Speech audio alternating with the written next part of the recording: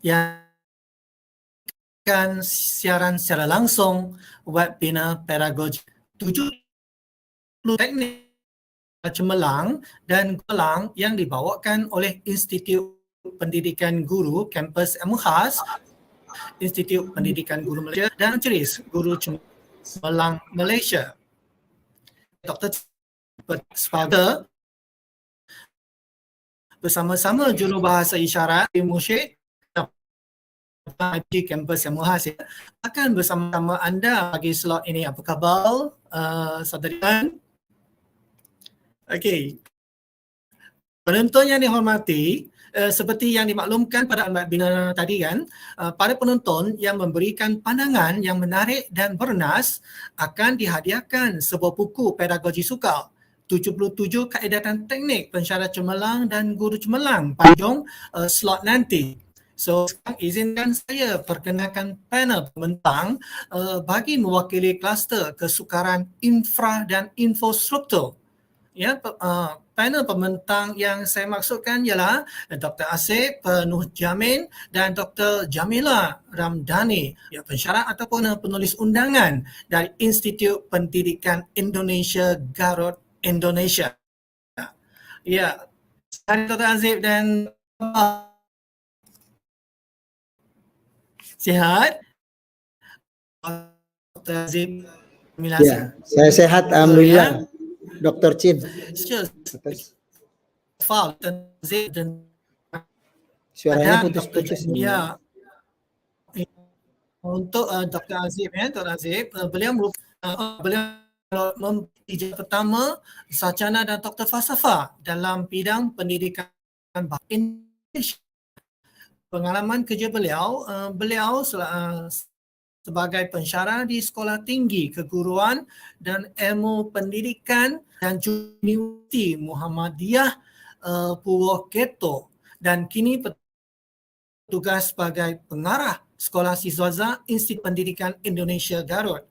Dan banyak penerbitan telah diterbitkan, ya, dalam tempoh masa lebih kurang 5 tahun.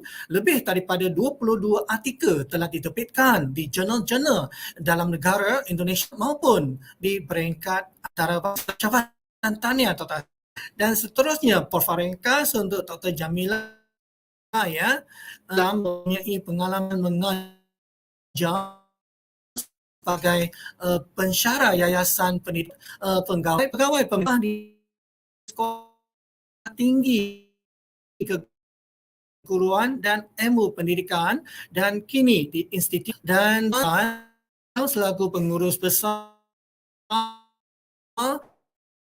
di Sekolah Tinggi Keguruan dan Ilmu Kedua Institut Pendidikan Indonesia Garut. Kami berceramah dalam negara, misalnya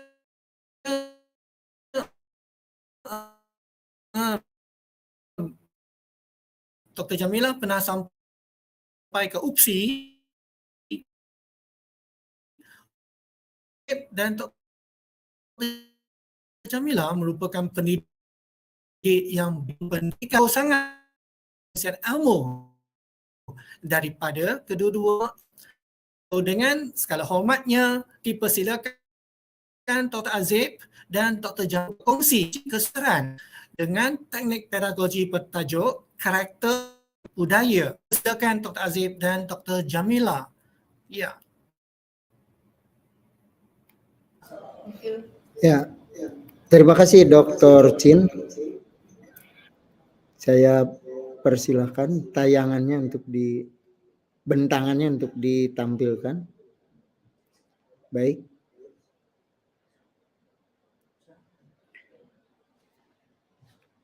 Ya, tajuk saya adalah memperbaiki kemampuan membaca permulaan siswa kelas 9 berkesulitan membaca.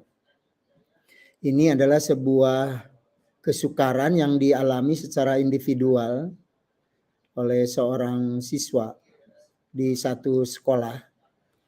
Sekolah menengah pertama, ya, di Indonesia itu ada sekolah dasar 6 tahun. Kemudian setelah selesai sekolah dasar 6 tahun, mereka melanjutkan studi ke sekolah menengah pertama selama 3 tahun. Dan itu disebut sebagai pendidikan dasar. Nah, ditemukan ada siswa yang masih belum dapat membaca. Dan ini kalau kita lihat, walaupun sifatnya individual, kesukaran ini dialami bukan hanya anak di Indonesia. Kalau kita lihat dalam jurnal-jurnal antar bangsa, jurnal internasional, kita temukan juga anak-anak yang bahkan sampai di tingkat high school ya, yang masih belum dapat membaca dengan baik. Dan ini yang ditemukan, jadi ada 2 tingkatan sebenarnya ketidakmampuan membaca itu adalah pertama ketidakmampuan membaca tingkat dasar. Kita menyebutnya di Indonesia ketidakmampuan membaca permulaan, yaitu melisankan, melafalkan huruf, suku, kata, dan kalimat. Itu yang pertama. Jadi itu adalah tingkatan kemampuan membaca yang pertama, kita sebut sebagai membaca permulaan, dan ini biasanya dipelajari pada anak-anak kelas 1 sekolah dasar. Selanjutnya membaca lanjutan atau membaca ya advance ya, itu membaca reading comprehension, membaca untuk memahami teks. Nah, ini sangat umum sebenarnya terjadi di banyak negara ya, di banyak sekolah, bukan hanya di Indonesia. Kita temukan juga, saya tidak sempat mencatat beberapa hasil penelitian di Eropa, bahkan ya di Jepang, di Cina, di Afrika, bahkan di Amerika, anak-anak yang di sekolah menengah itu masih belum dapat membaca. Dan ini kasusnya individual dan dia harus diberi treatment secara individual pula.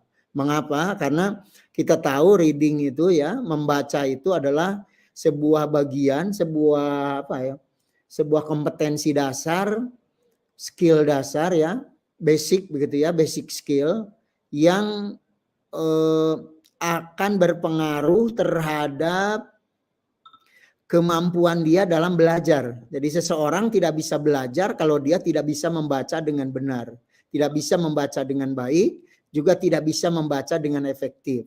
Nah, jadi kalau kita runut ya, ada 3 itu, kemampuan membaca dengan benar, kemampuan membaca dengan baik, dan kemudian yang ketiga adalah kemampuan membaca dengan efektif.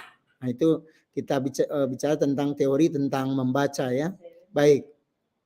Jadi yang kita temukan, yang saya angkat ini sebenarnya berasal dari sebuah mini research ya.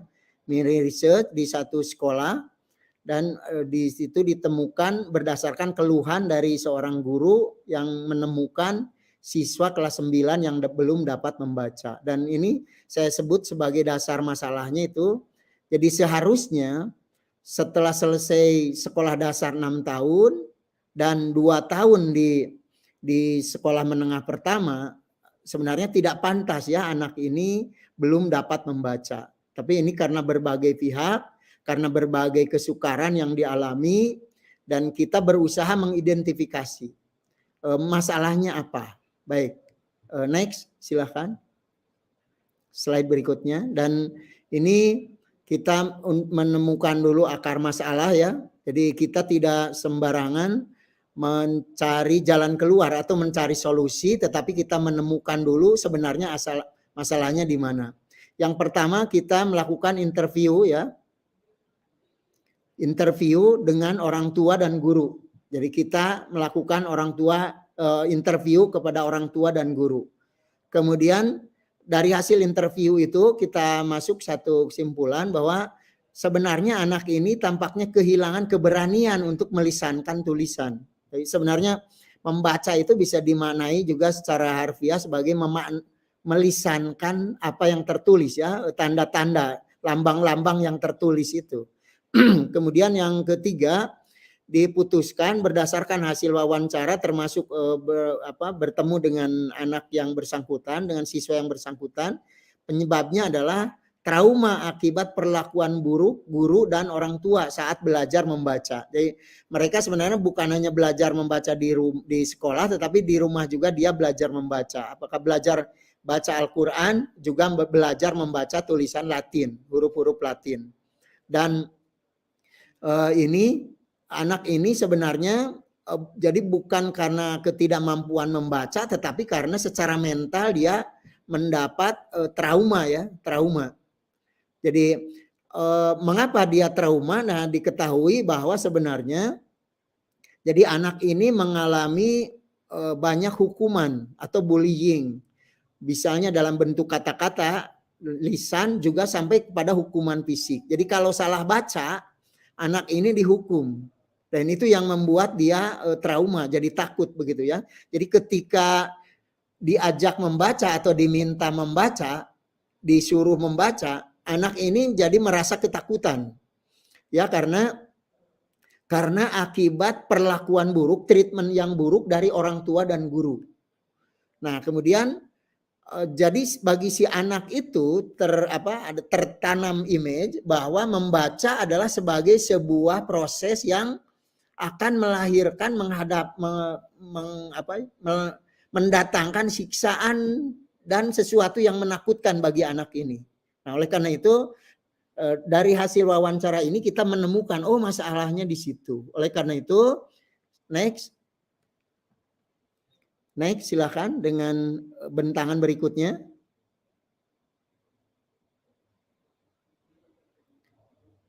Silakan. Next. Slide berikutnya.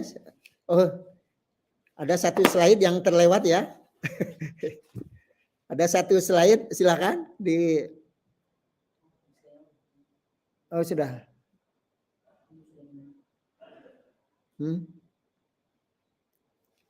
Baik. Jadi di situ saya melakukan treatment, itu tidak dimunculkan ya treatmentnya. Ada ini padahal bagian yang penting, ada kita membagi treatment menjadi tiga fase. Yang pertama adalah membangun keberanian, membangun rasa percaya diri, kemudian yang kedua membangun keberanian membaca, kemudian yang ketiga meningkatkan kemampuan membaca. Ya, barangkali ini isyarat, apakah ini waktu saya sudah habis atau bagaimana ya? Mohon maaf. Jadi sebenarnya ada bagian treatment di situ, adalah intinya bagaimana saya melakukan treatment supaya anak ini keluar dari rasa rendah diri, kemudian kekurang rasa percayaan diri untuk membaca. Baik, saya akhiri sampai di situ. Mohon maaf atas segala kekurangan. Saya persilahkan kepada pembicara berikutnya, Ibu Dr. Jamila. Saya persilahkan. Karena kita waktunya berbagi ya, dua. Silakan. Ya, berbagi masa ya, Dr. Terima kasih. So seterusnya kita persilakan Dr. Jamila. Terima kasih. Ya. Mungkin bisa menunjukkan pembentangan saya. Bagi volumenya kakak.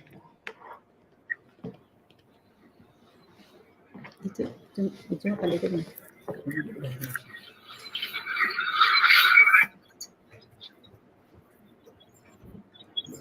Langsung saja saya mulai, Dr. Chin. Ya, terima kasih Dr. Chin. Tuan-puan yang saya hormati, Assalamualaikum warahmatullahi wabarakatuh.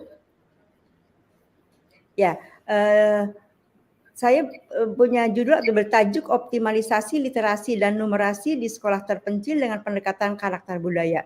Tetapi di sinopsis yang kemarin itu memunculkan hanya singkat saja karakter budaya. Next slide, itu foto saya, gambar saya. Nah, ini saya melihat pendidikan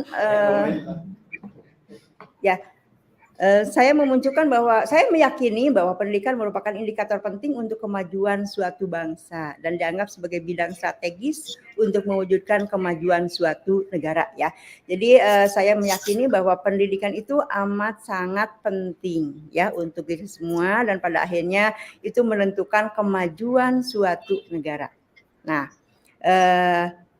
Diperlukan dukungan oleh berbagai aspek ya untuk sekolah. Kalau di Indonesia itu adalah sekolah formal, ada formal dan informal, non formal. Nah, yang formal itu mungkin di perkotaan tidak masalah. Yang menjadi masalah itu adalah di daerah terpencil ya, di daerah terpencil.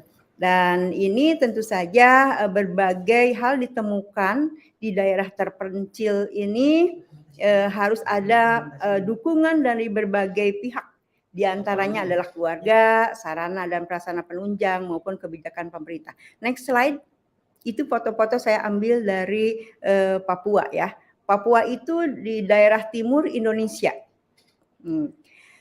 Nah, gambaran sekolah terpencil kita menemukan karena saya mewawancarai namanya Cikgu Silverster, Pak Silver, dia itu adalah mengajar di SMP Negeri Tugu, Papua. Ya, Papua itu jauh sekali dari tempat saya, melewati pulau. Nah, ditemukan ada berbagai masalah gitu ya, sarana dan prasarana sekolah yang kurang memadai, kemudian kondisi alam yang jauh dan konon ini ada 90 km dari kota kabupaten, jauh sekali. Kemudian kondisi peserta didiknya itu adalah yang namanya di dalam itu ya tidak ada angkutan umum, kemudian berjalan kaki, fasilitas publik tidak ditemukan di situ, kemudian kondisi gurunya yang begitu ya kekurangan guru lah. Kemudian keamanan juga. Keamanan itu merupakan hal yang sangat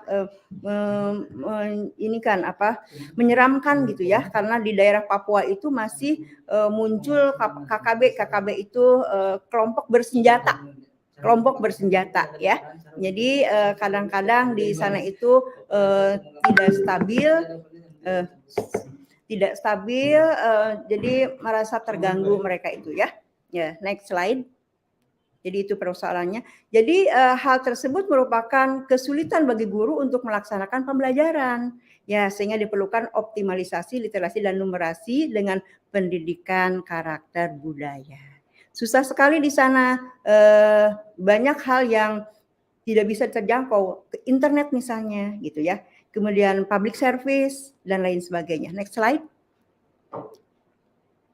Nah, ini permasalahan ya, itu saya wawancarai guru, saya interview ya, guru PJOK jasmani dan olahraga dan kesehatan ya. Kalau di Malaysia mungkin ini Cikgu Sukan ya, Cikgu Sukan.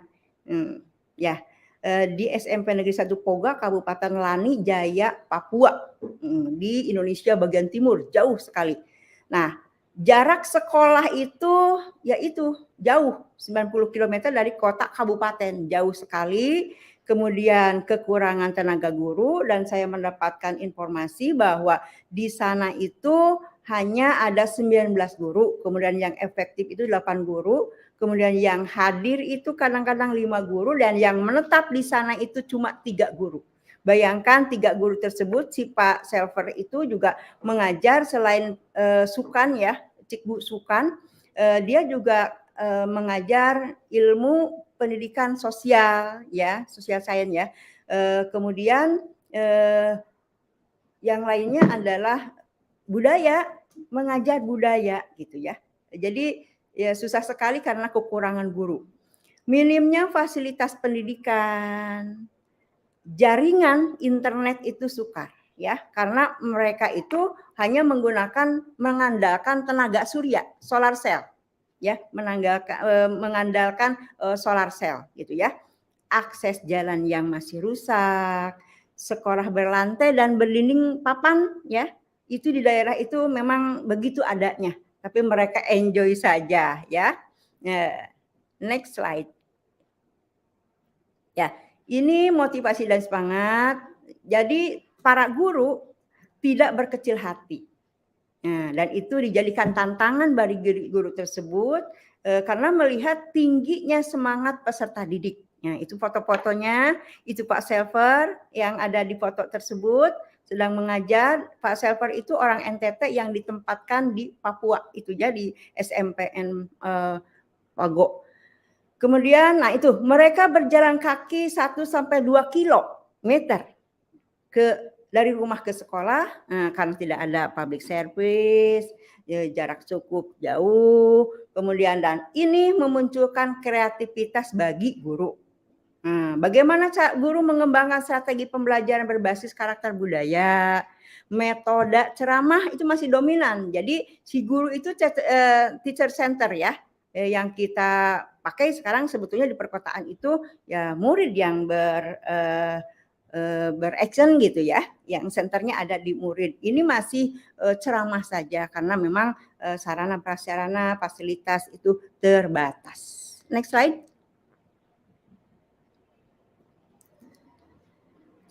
Nah, sebetulnya kita melihat tantangan pembelajaran abad 21 ya. Foto-fotonya kebetulan itu Pak Selver itu ada laptop. Nah, laptopnya dikerubutin oleh semua peserta didiknya gitu ya. Jadi guru mengalami perubahan cepat akibat perkembangan teknologi. Nah, kemudian perubahan kurikulum, kalau di Indonesia itu ada yang namanya kurikulum 13 bergeser ke kurikulum merdeka. Nah, itu persoalan abad 1 di Indonesia gitu ya. Nah, teknologi itu yang sangat diharapkan. Nah, next slide. Nah, bagaimana guru di daerah terpencil menghadapi seperti itu gitu ya, dengan kondisi yang seadanya. Nah, sebetulnya guru itu siap dengan segala perubahan, siap saja. Akan tetapi perlu perhatian dan kebijakan dari pemerintah setempat atau pemerintah pusat. Gitu ya. Nah, diharapkan juga ada pelatihan di bidang teknologi dan kurikulum, kemudian pelatihan model pembelajaran yang inovatif. Nah, itu yang bisa dilakukan oleh guru itu seperti itu atau diharapkan dalam melaksanakan pembelajaran abad 21 ini gitu ya. Nah, next slide. Nah, bagaimana strategi? Nah, strateginya adalah pertama menghargai. Bagaimana kemampuan peserta didik. Di sana kan penampilan fisiknya berbeza di Papua itu dengan yang di saya gitu ya, dari warna kulit berbeda, warna rambut yang berbeda juga, bukan warna ya, jenis rambut yang berbeda. Nah, penampilan fisik, tingkat pendapatan orang tua karena pada dasarnya mereka itu di bawah rata-rata. Kemudian penguasaan bahasa Indonesia karena pada dasarnya mereka itu lebih kental memakai bahasa daerah. Di Indonesia itu banyak bahasa daerah gitu ya. Untung kita mempunyai bahasa persatuan yaitu bahasa Indonesia. Ya. Kemudian strateginya yang kedua adalah mengembangkan. Nah, pembelajaran mandiri. Pembelajaran mandiri itu diserahkan kepada guru, pinter-pinternya guru, cikgu untuk melaksanakan model pembelajaran, strategi pembelajaran gitu ya. Jadi memanfaatkan fasilitas yang ada saja karena memang kondisinya seperti itu. Pembelajaran di alam sekitar sebagai media dibawa keluar gitu ya. Dengan pendekatan budaya karakter ya. Nah, bagaimana cara memahami nilai dan norma dalam masyarakat? Kebetulan Pak Selver ini mengajar seni budaya ya. Bagaimana melaksanakan prakteknya itu ya, melihat atau mendekati atau ya melihat nilai dan norma dalam masyarakat yang terdekat aja gitu ya. Kemudian bahasa daerah, memahami bahasa daerah masing-masing karena berbeda. Komunikasi dengan peserta didik itu bagaimana seharusnya gitu ya. Itu strategi guru di sekolah terpencil itu memang diperlukan hal yang seperti itu gitu ya, karena situasinya berbeda dengan di perkotaan. Next slide. Nah, ini terakhir. Nah, bagaimana signifikansi optimalisasi literasi dan numerasi untuk sekolah terpencil? Nah, ini merupakan alternatif berperan menumbuhkan semangat dan motivasi di sekolah terpencil. Jadi si guru itu setelah mendapatkan strategi melaksanakan berbagai hal, alam menjadi lingkungan belajar. gitu ya. Alam menjadi pembelajaran, dijadikan model. Alat itu kurang. Jadi bagaimana pinter-pinternya guru melaksanakan kesukaran literasi itu ya. Pinter-pinternya guru melaksanakan literasi itu ya. Kemudian diharapkan dapat belajar serta membentuk akhlak mulia. Nah, gitu ya. Akhlak mulia itu yang berkarakter, kemudian yang bagus, berbudi pekerti luhur, jujur, begitu ya. Agamis, religi ya, religius, tanggung jawab, responsibility dan lain sebagainya. Nah, itu merupakan sebagai kunci keberhasilan pembelajaran di abad ke-21 ya. Jadi tidak kecil hati ya, tidak kecil hati bahwa mereka di sana pun bisa melaksanakan pembelajaran secara ya sempurna lah gitu ya, meskipun dengan kondisi yang seadanya ya, tidak ada internet, kemudian tidak ada lampu listrik ya, listrik atau bahasa itunya apa, listrik, kemudian ya mengharapkan solar cell itu ya, begitu mungkin ya yang bisa saya sampaikan. Pas waktunya, masuknya sudah pas ya. 30 menit saya berdua dengan Bapak Dr. Asep ya. Terima kasih semuanya. Assalamualaikum warahmatullahi wabarakatuh. Waalaikumsalam.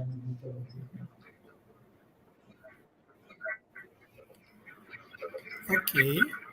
Ya, terima kasih atas perkongsian sebentar tadi ya, Profesor Dr. Asep dan juga Dr. Jamila. Saya amat tertarik dengan pendekatan karakter budaya yang telah dikongsikan tadi. Alright, terima kasih sekali lagi. So, para penonton yang dihormati, so baiklah, tibalah masa untuk diumumkan pemenang kepada para penonton yang telah memberikan pandangan positif dan menarik dalam slot ini. Right, pemenang untuk slot ini ialah Mutarasan S. Selaya. Ya, sila tinggalkan alamat ya dalam chat box tadi. Sekali lagi ya, Mutarasan S. Selaya. Right. Tahniah kepada pemenang dan sila tinggalkan alamat sekali lagi anda di ruangan chat untuk sekretariat postkan kepada anda nanti buku tu ya. Ya, kepada penonton yang terlepas peluang ini tadi, anda masih boleh mencuba untuk mendapatkannya dalam slot seterusnya yang bertajuk Congkak Kewangan yang akan berlangsung pada pukul 2 petang nanti. Jangan lupa tahu, kita masih bersama pada pukul 2 petang nanti. So sila refresh semula pautan ini supaya kita dapat terus menyaksikan kluster kesukaran yang lain. Sekian saja perkongsian kaedah dan teknik pedagog untuk slot ini. Anda diundang untuk mengikuti slot seterusnya di YouTube Pensyarah Cemerlang IPG-KIK atau di platform Edu Web TV. Terima kasih.